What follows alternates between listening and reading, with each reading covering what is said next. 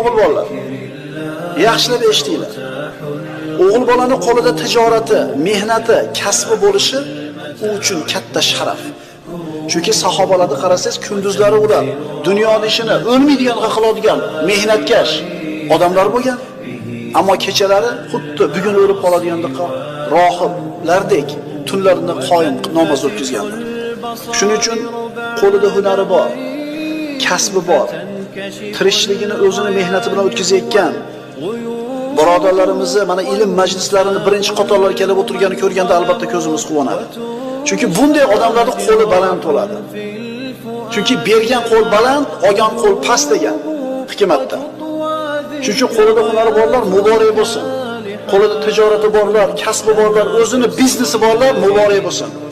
Chunki bu odamlar jamiyatga, xalqqa xizmat qiladi.